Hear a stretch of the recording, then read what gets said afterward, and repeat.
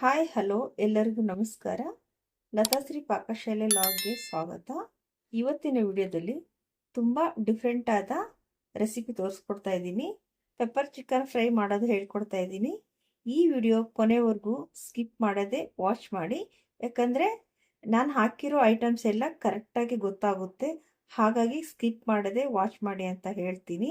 ಈ ವಿಡಿಯೋ ಇಷ್ಟ ಆದರೆ ಲೈಕ್ ಮಾಡಿ, ಶೇರ್ ಮಾಡಿ. ಈಗ ಯಾವ ಥರ ಮಾಡೋದು ಅಂತ ನೋಡ್ಕೊಳ್ಳೋಣ ಬನ್ನಿ. ಅರ್ಧ ಕೆ ಜಿ ಚಿಕನ್ ತಗೊಂಡಿದ್ದೀನಿ. ವಾಶ್ ಮಾಡಿ ಇಟ್ಟಿರು. ಪೆಪ್ಪರ್ ಚಿಕನ್ ಮಾಡೋಕ್ಕೆ ಚಿಕನ್ನು ಫಸ್ಟು ಬೇಯಿಸ್ಕೋಬೇಕಾಗುತ್ತೆ. 70% ಅಷ್ಟು ಬೇಯಿಸ್ಕೊಳ್ಳೋಣ ಚಿಕನ್ನು. ಸ್ವಲ್ಪ ಉಪ್ಪು ಅರಿಶಿನ ಹಾಕಿ ಒಂದು ಕಡೆ ಬೇಯಿಸೋಕ್ಕೆ ಇಡೋಣ. ಮತ್ತು ಮಸಾಲೆ ಎಲ್ಲ ಒಂದೊಂದಾಗಿ ತೋರಿಸ್ಕೊಡ್ತಾ ಹೋಗ್ತೀನಿ. ಮಸಾಲೆನೂ ಹುರ್ಕೊಳ್ಳೋಣ. ಹುರಿದ್ಬಿಟ್ಟು ಪೌಡ್ರ್ ಮಾಡೋದು ಹೇಳ್ಕೊಡ್ತೀನಿ. ಚಿಕನ್ ಬೇಯಿಸೋದಕ್ಕೆ ಸ್ವಲ್ಪ ನೀರು ಸೇರಿಸ್ಕೊಳ್ಳೋಣ. ಕಲ್ಲುಪ್ಪು ಸೇರಿಸ್ಕೊಳ್ತಾ ಇದ್ದೀನಿ. 1/2 ಸ್ಪೂನು ಅರಿಶಿನ ಸೇರಿಸ್ಕೊಳ್ಳಿ. ಮಿಕ್ಸ್ ಮಾಡಿಬಿಟ್ಟು ಬೇಯಿಸ್ಕೊಳ್ಳೋಣ. 70% ಅಷ್ಟು ಬೇಯಿಸ್ಕೋಬೇಕಾಗುತ್ತೆ. ಪೆಪ್ಪರ್ ಚಿಕನ್ ಮಾಡೋಕ್ಕೆ 70% ಚಿಕನ್ ಬೆಂದಿದೆ, ನೋಡ್ತಾ ಇರ್ಬೋದು. ಚಿಕನ್ ಬೇಯಿಸ್ಕೊಂಡಿದ್ದೀನಿ. ಈಗ ಆಗಿದೆ, ಪಕ್ಕಕ್ಕೆ ಇಟ್ಕೊಳ್ಳೋಣ. ಮಸಾಲೆ ಹುರಿಯೋದಕ್ಕೆ ಫ್ರೈ ಪ್ಯಾನ್ ಇಟ್ಕೊಳ್ಳೋಣ. ಚಿಕನ್ ಪೆಪ್ಪರ್ ಪೌಡ್ರ್ ಮಾಡೋಕ್ಕೆ ಇಷ್ಟೆಲ್ಲ ಪದಾರ್ಥ ತಗೊಂಡಿದ್ದೀನಿ ನಾನು. 1 spoon pepper, 1/2 spoon jeera, 1/2 spoon ಸೋಂಪು ಕಾಳು, 1 ಸ್ಪೂನು ಧನಿಯಾ, 1 ಏಲಕ್ಕಿ, 4 ಎಸಳು ಕರ್ಬೇವಿನ ಸೊಪ್ಪು ಒಟ್ಟಿಗೆ ಸೇರಿಸ್ಕೊಳ್ಳೋಣ. ನೀಟಾಗಿ ಬ್ರೌನ್ ಆಗೋವರೆಗೂ ಹುರ್ಕೊಳ್ಳೋಣ. ಎಣ್ಣೆ ಹಾಕ್ದೇನೆ ಹುರಿಬೇಕಾಗುತ್ತೆ.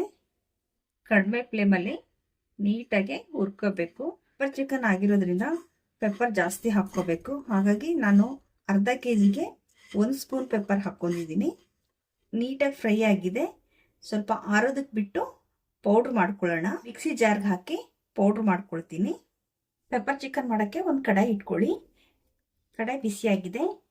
ಎಣ್ಣೆ ಹಾಕ್ಕೊಳ್ಳೋಣ. ಟೇಬಲ್ ಸ್ಪೂನಲ್ಲಿ 3 ಸ್ಪೂನು ಎಣ್ಣೆ ಹಾಕ್ಕೊಳ್ಳಿ. ಎಣ್ಣೆ ಬಿಸಿಯಾಗಿದೆ. ಹೆಚ್ಚಿರೋದು ಹಸಿಮೆಣಸಿನ್ಕಾಯಿ, ಕರ್ಬೇವಿನ ಸೊಪ್ಪು, ಈರುಳ್ಳಿ ಕಟ್ ಮಾಡಿರೋದು ಎಲ್ಲ ಒಗ್ಗರಣೆಗೆ ಸೇರಿಸ್ಕೊಳ್ಳೋಣ. 4 ಹಸಿಮೆಣಸಿನ್ಕಾಯಿ ಕಟ್ ಮಾಡಿ ಸೇರಿಸ್ಕೊಳ್ತಾ ಇದ್ದೀನಿ. ಸ್ವಲ್ಪ ಕರ್ಬೇವಿನ ಸೊಪ್ಪು, 1 ಈರುಳ್ಳಿ ಫ್ರೈ ಮಾಡ್ಕೊಳ್ಳೋಣ. ನೋಡ್ತಾ ಇರ್ಬೋದು, ಈರುಳ್ಳಿ ಹಸಿಮೆಣಸಿನ್ಕಾಯಿ ನೀಟಾಗಿ ಫ್ರೈ ಆಗಿದೆ ಆಯಿಲಲ್ಲಿ. 1 ಸ್ಪೂನು ಶುಂಠಿ ಬೆಳ್ಳುಳ್ಳಿ ಪೇಸ್ಟ್ ಸೇರಿಸ್ಕೊಳ್ತಾ ಇದ್ದೀನಿ. ಶುಂಠಿ ಬೆಳ್ಳುಳ್ಳಿ ಪೇಸ್ಟು ಹಸೆ ವಾಸನೆ ಹೋಗೋವರೆಗೂ ಆಯಿಲಲ್ಲಿ ಚೆನ್ನಾಗಿ ಫ್ರೈ ಮಾಡ್ಕೊಳ್ಳಿ. 1/2 ಸ್ಪೂನು ಅರಿಶಿನ ಪೌಡ್ರ್ ಸೇರಿಸ್ಕೊಳ್ಳೋಣ. ಪೌಡ್ರು ಮಿಕ್ಸ್ ಮಾಡ್ಕೊಳ್ಳೋಣ. ಟೇಸ್ಟ್ ತುಂಬ ಚೆನ್ನಾಗಿರುತ್ತೆ ಪೆಪ್ಪರ್ ಚಿಕನ್ನು. ಮನೆಯಲ್ಲೇ ಪೌಡ್ರ್ ಮಾಡಿ ಪೆಪ್ಪರ್ ಚಿಕನ್ ಮಾಡೋದ್ರಿಂದ ತುಂಬ ರುಚಿಯಾಗಿರುತ್ತೆ. ಈಗ 3/4% ಬೇಯಿಸಿರೋ ಚಿಕನ್ ಸೇರಿಸ್ಕೊಳ್ಳೋಣ. ಮಿಕ್ಸ್ ಮಾಡ್ಕೊಳ್ಳೋಣ. ಮಸಾಲೆ ಪೌಡ್ರು ಹುರಿದು ಮಿಕ್ಸಿ ಮಾಡಿರೋದು ಸೇರಿಸ್ಕೊಳ್ಳೋಣ. ಆಮೇಲೆ ಚಿಕನಲ್ಲಿ ಉಪ್ಪು ಅರಿಶಿನ ಹಾಕಿ ಬೇಯಿಸಿದ್ವಿ, ಹಾಗಾಗಿ ಕಡಿಮೆ ಉಪ್ಪು ಹಾಕ್ಕೊಳ್ತಾ ಇದ್ದೀನಿ. ಈಗ ಹಾಗೆ ಮಿಕ್ಸ್ ಮಾಡ್ಕೊಳ್ಳಿ. ಸಿಂಪಲ್ ಪೆಪ್ಪರ್ ಚಿಕನ್ನು ತುಂಬ ಬೇಗನೆ ಆಗುತ್ತೆ.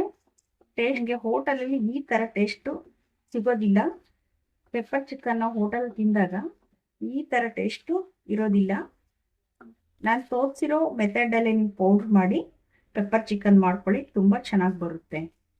2 ಸ್ಪೂನು ಸೋಯಾ ಸಾಸ್ ಹಾಕ್ಕೊಳ್ತಾ ಇದ್ದೀನಿ. ಇರೋದು ಪುದೀನ ಕೊತ್ತಂಬರಿ ಸೇರಿಸ್ಕೊಳ್ತಾ ಇದ್ದೀನಿ. ಮಿಕ್ಸ್ ಮಾಡ್ಕೊಳ್ಳಿ. ಮಸಾಲೆ ಪೌಡರ್ ಹಾಕಿ 2 ನಿಮಿಷ ಚೆನ್ನಾಗಿ ಫ್ರೈ ಮಾಡ್ಕೋಬೇಕು. ನೋಡ್ತಾ ಇರ್ಬೋದು, ನೀಟಾಗಿ ಫ್ರೈ ಆಗಿದೆ. ಈಗ ಅರ್ಧ ಹೋಳು ನಿಂಬೆ ರಸ ಸೇರಿಸ್ಕೊಳ್ತಾ ಇದ್ದೀನಿ.